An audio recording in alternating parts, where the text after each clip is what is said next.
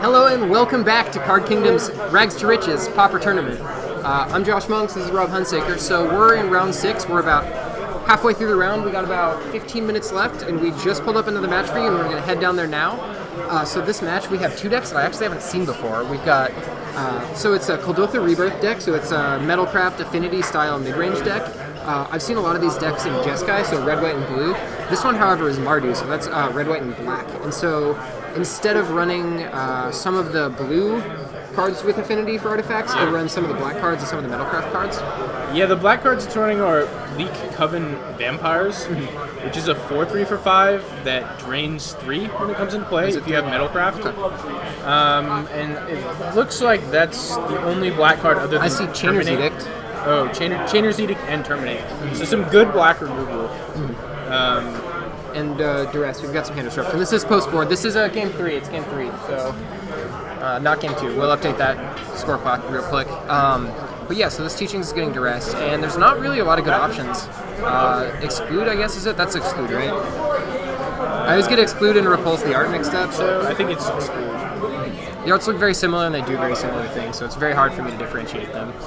Yeah, this Mardu deck has a very interesting card advantage engine. It basically plays things like Ichor Wellspring, and also it normally plays Prophetic Prism, and then you play the Core Skyfisher and Glinthawk Idol to basically Bounce them, draw another bounce card. some draw extra cards, and then you beat down with pretty big flyers. There's not too many creatures that profitably block a Glinthawk Idol or a Skyfisher. It's also well positioned against Delver. These two X creatures are really good at blocking Delver, trading with Delver and blanking all of the Fairy Rogues. So we see that Ichor Wellspring come down, and there's the Prophetic Prism as well. Land for the turn, and I imagine he's just going to play that Prism as well. There it is. You can't really counter these cards. It's just, they don't feel good to counter. You really want to be hitting the Hawk Idols and things like that. But that's what you have removal for. So like you're in this weird place where you want to counter spells you have removal spells for. We're going to see a Hardcap Muldrifter here from Ben. Why do you think Ben brought in the Relic? You know, I don't know. It's a really good question. I don't think there's any graveyard interaction in this deck besides there's one Grim Harvest and there's Chainer's Edict, and I think that's pretty much it in terms of graveyard interaction from Samuel here. It seems like this Gurmag blue Angler black as deck. well. Oh, it does Gurmag Angler, so that's a reason. But I think it's only a 1-of, right? Gurmag Angler? Yeah, it says a 1. I guess he doesn't know that, though. He could have died to it one of the games. Yeah, I mean, it's really easy to have your opponent play that on turn 4, and also Relic doesn't really cost you all that Is much. this a Castigate? It is. I thought that card was uncommon. Yeah, I kind of did too. Just remind me what Castigate does? It is target player reveals his hand, and you may exile a card from it. Any card? Any card. That's what I like to see. I like hitting lands. Get it with the hand. Yeah. So it is 2 mana. I've actually tried to play Castigate in Modern.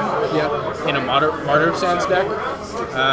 It was just a little too expensive. Though. Yeah. 2 mana is a lot for a discard spell in Modern. But it looks pretty good there.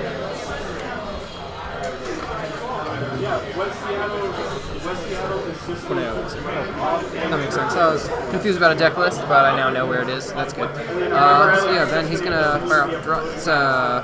He drew a Diabolic Edict off that Preordain, which I don't know if I agree with. It's pretty bad when your opponent just fired off Kuldotha Rebirth, made 3 goblins. Yeah, that's definitely card disadvantage. I'm not sure what his plan is for getting rid of those. And it looks like Samuel has Chainer's Edict to deal with this Muldrifter. Yeah, he does. So he can get in there, and then he's going to cast Glinthawk Idol and return another Prism. And he's kind of going nuts with his card advantage. I mean, this Mardu deck is sweet. I'm glad we get this on camera, because there's not a whole lot of people playing this deck, and I was really curious. Not a whole lot. No one else is playing Mardu. I've seen a couple other decks of this, but they're often just mono white. Yeah, or I've seen some white mono white red. and some Boreas ones and some Jeskai ones. Yeah. They're kind of all clumped together as the same archetype, but this one decided to go for black instead of blue. I think blue gives you Thoughtcast and Somber Cover Guard, are the 2 big blue cards, and then you also get access to like Preordain and stuff like that. Ponder. So now that so I think that's Gerald. I can't remember the name of that. You sacrifice Haunted Fengraf. You sacrifice it and return a creature at random from your graveyard to hand. It's real good if your only creatures are Muldrifters. So Yep. when it only returns Muldrifters, it's a good card. And so there's another Chainer's Edict, but like I think you got to bottom out. I just don't think that you want sacrifice effects versus death. Does the blue-black deck have any sweepers? I think they do on the board. I don't have the deck list in front of me, but they usually have Shrivel. Okay. That would be good here. We'll have to see if he's able to draw something like that. There's not a whole lot of sweepers. Oh, there's also there's a spell that destroys a land. If you have Threshold, it deals 1 damage to everything. Yes. I like that card a lot. I can't remember what it's called, but I always forget. It's got cool art. Yeah, so looks like after a lot of jockeying back and forth for cards, Samuel's finally getting in here for some damage.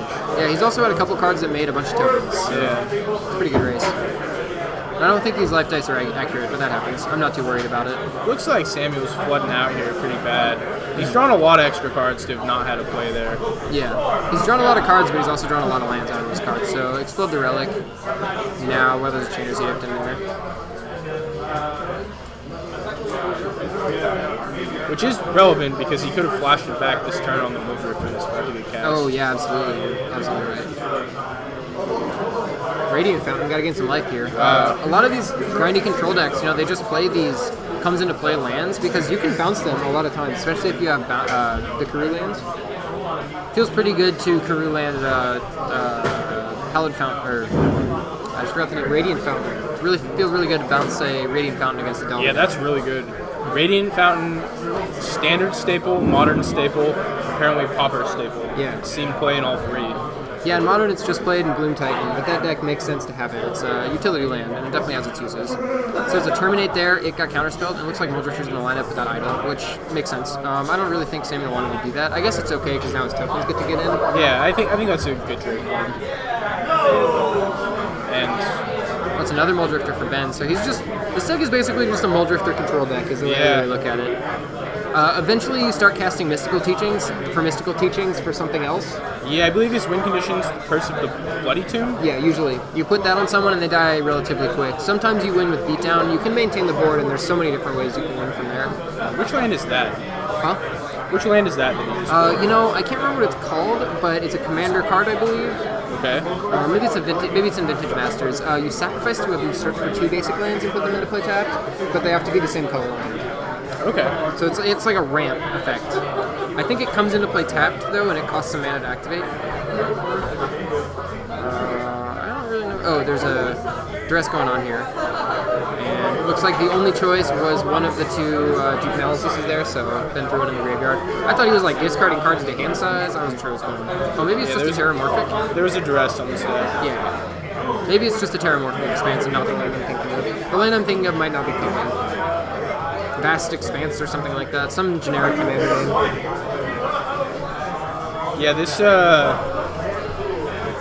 Mardu deck's really flooded out here. It's too bad because he had a good engine going, but he just kind of drew lands with it. Yeah, And definitely. yeah, Ben's going to drop a Gurmag Angler here, I think, and put this game pretty far out of reach.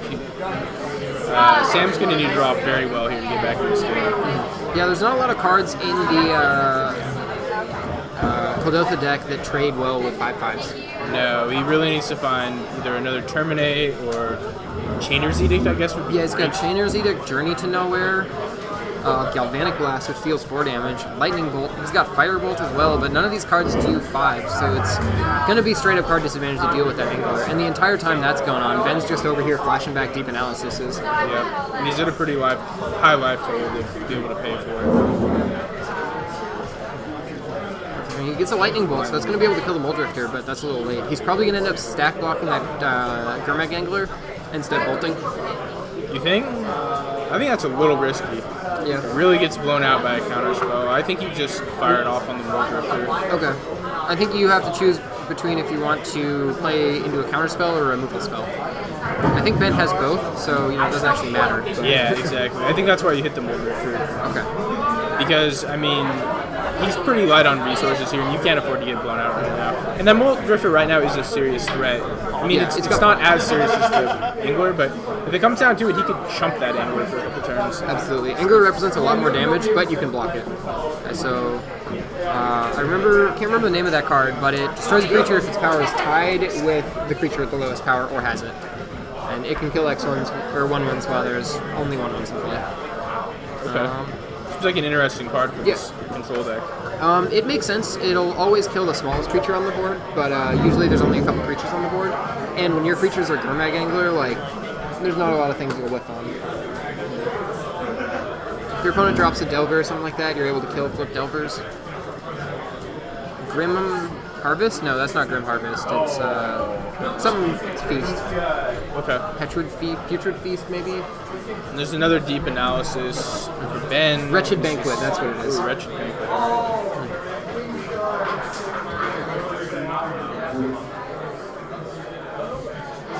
So there's one token here for Samuel, and that's just not stacking up very well against the board of Gurmag Angler Muldrifter. Ben's also got a full hand here. Yeah, he's in really bad shape. I mean, Sam has played a land every turn, and I think his hand is just a bolt.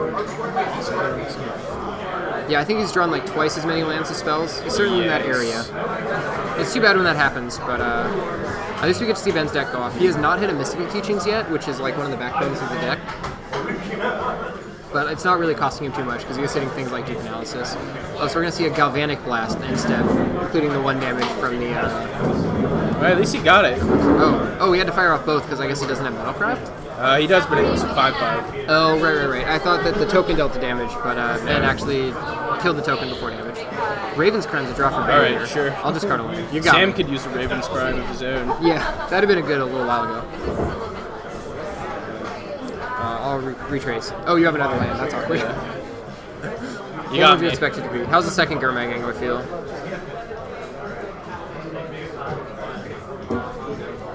I mean, this game is pretty much over. I feel like Ben's been in control for a while, but now he's finally winning the game. And I like the control decks in this format that are built like that. They're built to retch control, and then at the end of the game, killing him is inconsequential. Same way the combo decks are built. Yeah, this blue-black teaching deck is pretty sweet. Another land for Sam. We finally see a Teachings out of Ben. Probably for Counterspell.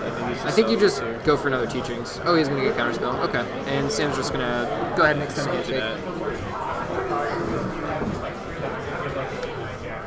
All right. Welcome back to the booth, guys. So we only have a couple minutes left in the round, so I don't think we're going to get another match on camera. But we will be back with the ultimate round. Final round, yeah. Hopefully we can get some people playing for top 8.